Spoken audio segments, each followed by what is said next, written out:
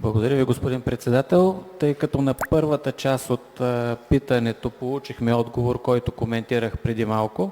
ще премина към втората част директно, така че ще се побера в рамките на тези 3 минути. Уважаеми господин председател, уважаеми гости, уважаеми колеги, уважаеми господин кмет, втората част от питането ни е свързана с изпълнението на обект изграждане на нова сграда на Средно училище Свети Патриарх Евтимий, град Пловдив, в УПИ 4 римско 514.2000, град Пловдив, поземлен имот номер 56784.514.2000 по кадастралната карта и кадастралния регистър на град Пловдив, който се финансира по програма изграждане, пристрояване, надстрояване и реконструкция на детски ясли, детски градини и училища 2024 до 2027 година на Министерство на образованието и науката. От направената справка в публичния профил на община Пловдив в ЦАИС е видно, че за обекта е проведена обществена поръчка, в резултат на която възложителят е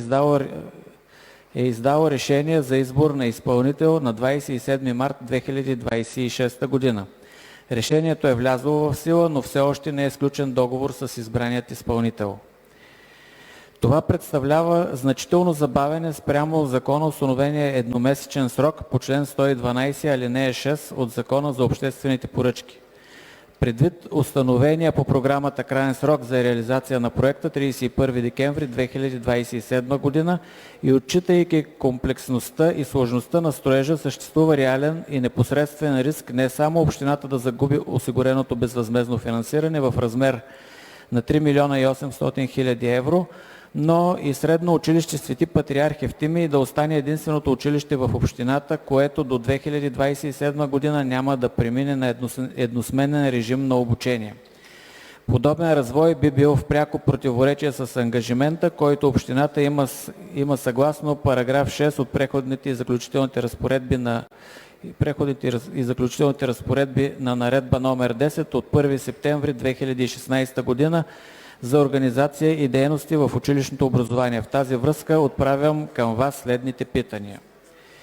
Предвижда ли общинската администрация и кога конкретно възнамерява да сключи договор с избрания изпълнител за изграждането на нова сграда на Средно училище Свети Патриарх Евтимий? Предвид натрупаната забава извън границите на разумното, при сключването на договора какви конкретни компенсаторни мерки и действия планира общинската администрация, за да навакса вече изгубеното време и гарантира ли, че строежът ще бъде завършен в рамките на крайния срок по програмата 31 декември 2027 година? Трето, предвид изтеклия едномесечен инструктивен срок по член 112 алинея 6 от Закона за обществените поръчки ЗОП за сключване на договор, удължен ли е срока на валидност на офертата на избрания изпълнител и съществува ли риск от отказ на изпълнителя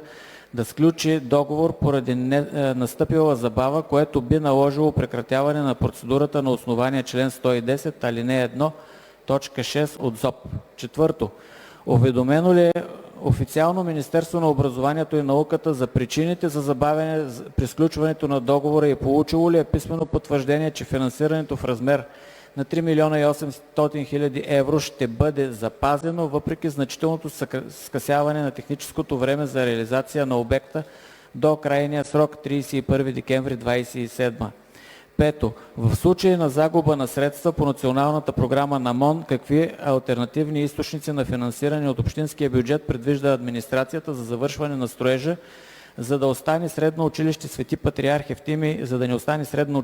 Патриарх Евтимий единственото училище без осигурен едносменен режим в нарушение на утвърдения план по параграф 6 от ПЗР на наредба номер 10 от 2016 година. Шесто, кое длъжностно лице носи персонална, административна и имуществена отговорност в случай на окончателна загуба на безвъзмездната финансова помощ поради необосновано административно бездействие при процедиране с включването на договора за обществената поръчка? И седмо,